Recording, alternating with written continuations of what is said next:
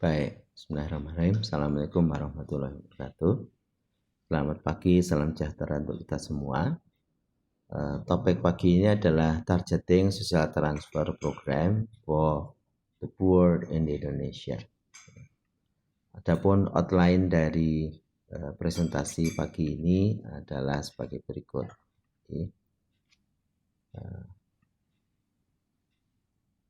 Yang pertama adalah saya akan melihat evaluasi yang dilakukan oleh Bank Dunia tahun 2017 mengenai social transfer di Indonesia. Kemudian ada 3 paper yang saya bahas. Yang pertama adalah efektivitas raskin, BKH, PEP dan juga kesehatan. Paper yang kedua adalah raskin sendiri dan yang ketiga adalah efektivitas bantuan beasiswa sekolah.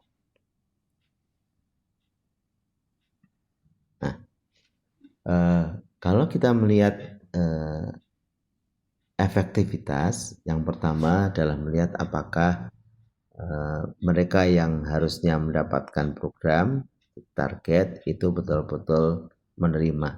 Jadi kalau misalnya targetnya adalah yang eligible itu adalah mereka penduduk yang berada di 40% terbawah gitu ya, mereka yang vulnerable. Kemudian yang 60% itu adalah yang non-poor, maka yang ditarget adalah yang pertama ini. Jadi kalau mereka ini kemudian masuk dalam klasifikasi di target dan ternyata terseleksi, maka kita mendapatkan correct targeting. Ya. Jadi yang harusnya ditarget kemudian masuk dalam kriteria dan juga terseleksi. Nah, kalau mereka tidak terseleksi, maka ada 2 kemungkinan. Yang pertama adalah mereka ada di dalam program yang tercover tetapi tidak terseleksi. Maka itu adalah exclusion error namanya. Jadi yang harusnya mendapat berhak dan masuk di dalam program tetapi tidak terseleksi. Kemudian yang kedua adalah outer coverage program karena mungkin budgetnya terbatas atau lokasinya yang sangat jauh sehingga memang penduduk miskin ini tidak di-cover oleh program. Jadi tidak error karena memang tidak di-cover. Kemudian bagi 60% penduduk yang tidak eligible tetapi terseleksi, maka ini dinamakan dengan inclusion error. Yang harusnya tidak masuk justru terseleksi untuk masuk. Kemudian kalau mereka yang tidak eligible tetapi juga tidak terseleksi, ya namanya kita punya target yang betul, ya correct targeting. Jadi efektivitas itu bisa diukur dari besarnya exclusion error dan inclusion error. Nah, paper dari Bank Dunia atau kajian dari Bank Dunia itu mencakup 5 program bantuan sosial.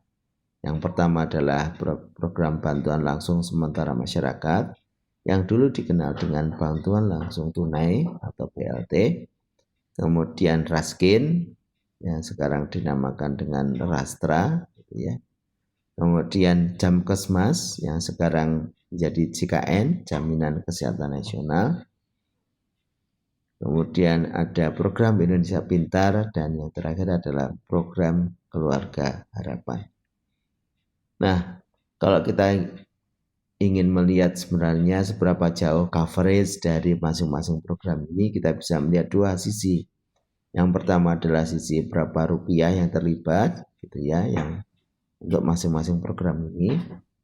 Dan yang kedua adalah yang di sumbu yang sebelah kanan itu adalah berapa juta masyarakat yang harus ditarget. Jadi catatan saya adalah tidak sedikit dana yang terlibat atau yang dipergunakan untuk berbagai program ini.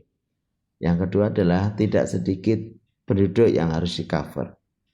Jadi kalau melihat Indonesia yang demikian tersebar secara geografis, variasi kondisi geografisnya sangat besar, kondisi sosial ekonominya juga bermacam-macam, maka tidak aneh kalau di sana sini ada mass targeting itu.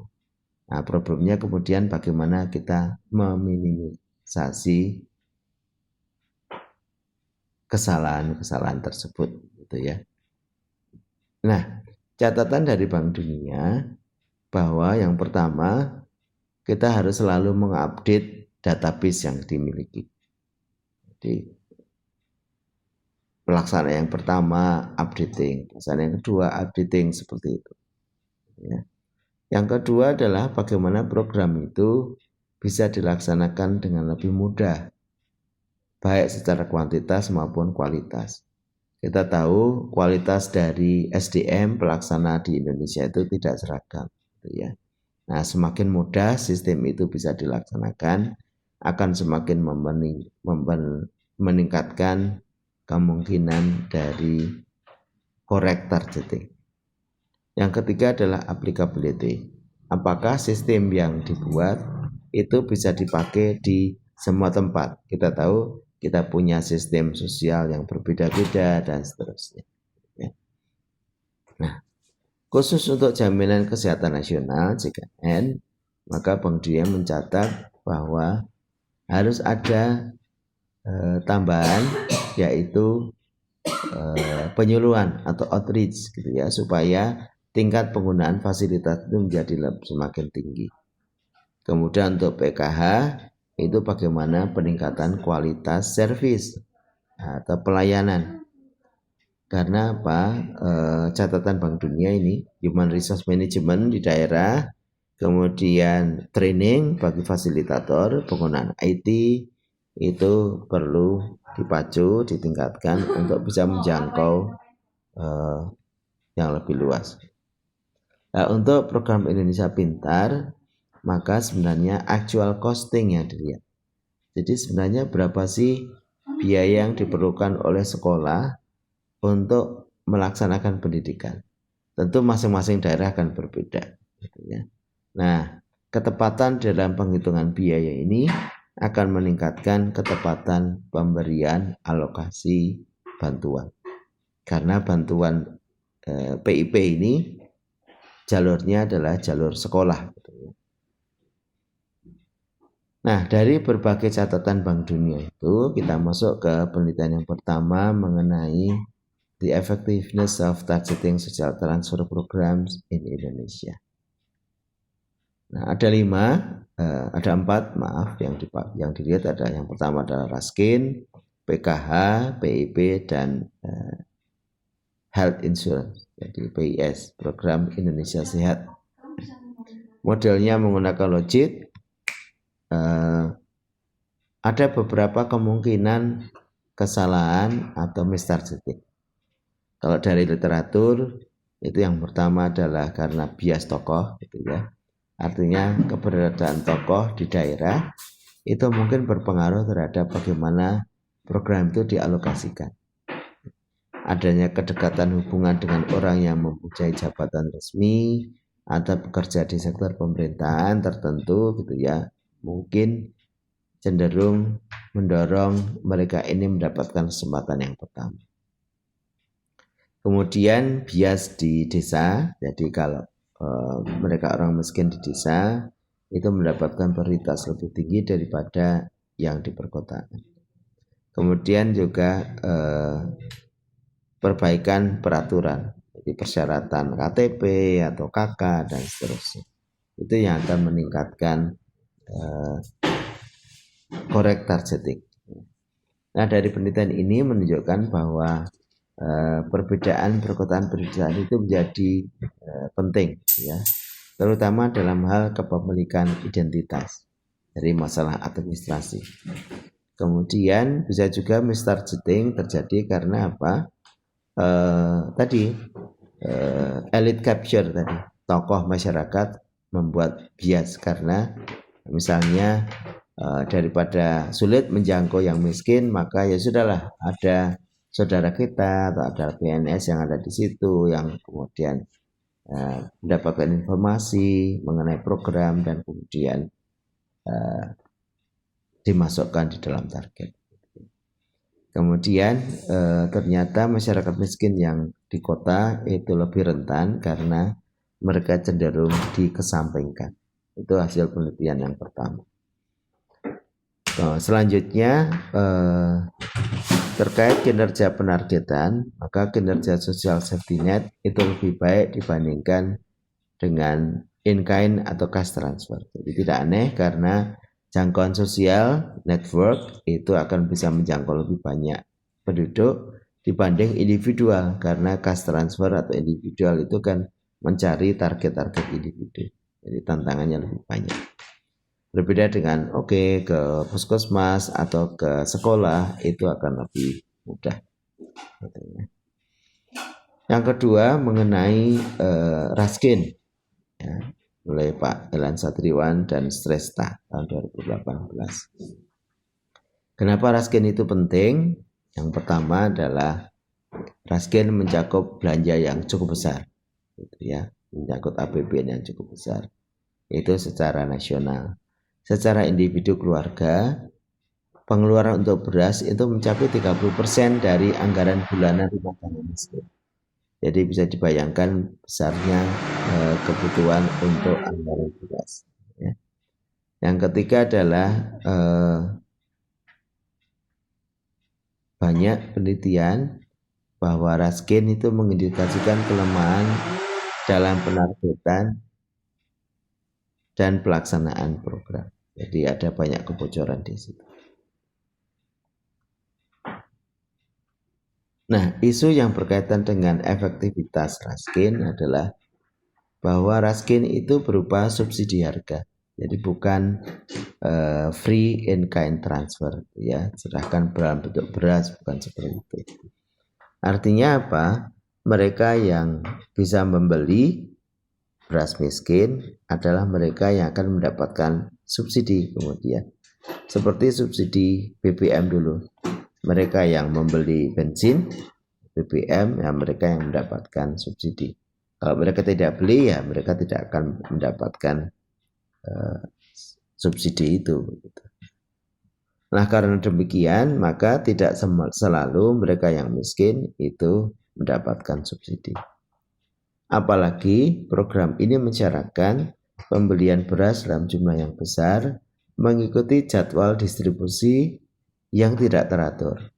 Artinya, kalau misalnya pada minggu pertama itu harusnya terjadi distribusi dan ternyata tidak, orang miskin sudah terlanjur mengumpulkan uang untuk membeli Raskin di minggu yang pertama, maka gagallah karena tidak ada distribusi. Nah, tapi kan mereka harus tetap makan, jadi mereka kemudian belanja beras yang biasa. Baru ketika minggu ketiga baru ada distribusi, nah uangnya mungkin sudah tidak tersedia lagi. Jadi orang miskin tidak bisa membeli karena uangnya sudah terlanjur diberikan pada minggu yang pertama. Jadi ada kondisi yang menyebabkan orang miskin tidak bisa membeli Raskin, seperti itu. Jadwal yang tidak teratur. Apalagi di desa itu tidak ada pasar kredit yang sempurna. Artinya orang miskin tadi tidak bisa pinjam kepada tetangganya atau yang lain dengan harga yang murah, begitu ya, untuk dia bisa membeli beras di minggu yang ketiga. Jadi ada ketidaksempurnaan pasar kredit. Nah, temuan khusus di Raskin ini yang pertama adalah ternyata programnya bersifat regresif. Artinya apa? Kelompok termiskin itu memiliki partisipasi yang lebih rendah dibandingkan dengan mereka yang memiliki pengeluaran per kapita lebih tinggi dalam kelompok tersebut. Artinya sama-sama miskin, gitu ya. Miskin yang di atas itu punya kapasitas yang lebih tinggi daripada miskin yang di bawah. Nah, padahal mereka itu sama-sama membutuhkan. Jadi mestinya mereka miskin yang di bawah itu akan mendapatkan kesempatan yang lebih besar dalam menjangkau Raskin. Tapi ternyata karena keterbatasan kemampuan mereka tidak bisa menjangkau Raskin itu. Akibatnya apa? Mereka membeli beras dalam jumlah yang lebih sedikit, membeli beras dengan frekuensi yang lebih rendah, dan memiliki partisipasi yang lebih rendah dibandingkan mereka yang di kelompok yang lebih atas. Nah, jadi dibandingkan dengan total distribusi masyarakat. Nah, lebih parah lagi mereka yang ada di perkotaan itu regresifnya itu lebih besar dibanding yang ada di pedesaan. Baik. Yang ketiga, apakah cash transfer yang itu bisa mengurangi child labor? Ya, penelitian Hidayatina dan Garces Ozen tahun 2019. Nah, pada prinsipnya bantuan sosial ini diperuntukkan bagi keluarga yang punya anak sekolah, ya. Jadi melalui sekolah. Tujuannya untuk apa? Untuk mengurangi drop out dari anak-anak ini. Kita tahu bahwa rumah tangga miskin itu rentan terhadap guncangan ekonomi dan dapat mengalami kesulitan dalam mempertahankan konsumsi. Kalau ada shock, maka mereka harus bekerja tambahan, misalnya suami istri atau orang tua itu harus bekerja keluar, maka harus ada tenaga kerja yang mengerjakan pekerjaan rumah. Nah, biasanya anak-anak yang dipakai untuk diminta untuk bekerja di rumah. Nah, akibatnya mengurangi jam kerja di sekolah. Begitu mekanismenya, ya. Nah, program bantuan ini harapannya bisa mengurangi kecenderungan orang tua membawa anaknya pulang, ya, drop out gitu ya. Karena apa? Pertama, bantuan tunai itu mengurangi biaya sekolah yang meliputi perlengkapan sekolah, buku, pelajaran, dan seragam. Jadi orang tua kemudian tidak perlu menanggung kebutuhan ini lagi. Karena apa? Sudah ditanggung oleh pemerintah. Jadi tidak ada alasan ketika ada shock kemudian anaknya terpaksa dipulangkan gitu ya, karena tidak punya buku, tidak punya seragam, dan orang tua tidak bisa membeli karena pemerintah menyediakan itu. Yang kedua, bantuan tunai bersyarat itu mengharuskan penerima manfaat, yaitu keluarga yang punya anak itu, untuk menyekolahkan anak secara teratur, ya. Jadi ini yang biasa dikenal dengan conditional cash transfer, ya. Transfer bersyarat, syaratnya adalah anak harus secara teratur ke sekolah. Jadi memang dipaksa untuk tidak boleh drop out atau keluar dari sekolah. Nah, begitu. Nah, mekanismenya seperti itu. Jadi tidak ada alasan bagi orang tua miskin, orang tua kelompok miskin itu untuk mengatakan tidak punya biaya lagi, gitu ya, menarik anaknya keluar dari sekolah. Nah, temuannya ternyata program ini sukses gitu ya, mengurangi jumlah anak-anak drop out, mengurangi kemungkinan mereka keluar dari sekolahan kira-kira 30% gitu ya. Jadi narasinya diperkirakan terjadi pengurangan 32-38 poin persentase dalam kemungkinan keterlibatan dalam pekerjaan rumah tangga, aktivitas ekonomi, dan aktivitas apapun. Jadi anak-anak tetap di sekolah gitu ya, meskipun orang tua kemudian tetap bekerja gitu ya, karena ada permasalahan ekonomi, tetapi permasalahan sekolah sudah bisa diselesaikan. Jadi anak tidak dikorbankan. Nah, ini adalah kajian mengenai efektivitas transfer sosial. Selamat belajar, sampai jumpa. Assalamualaikum warahmatullahi wabarakatuh.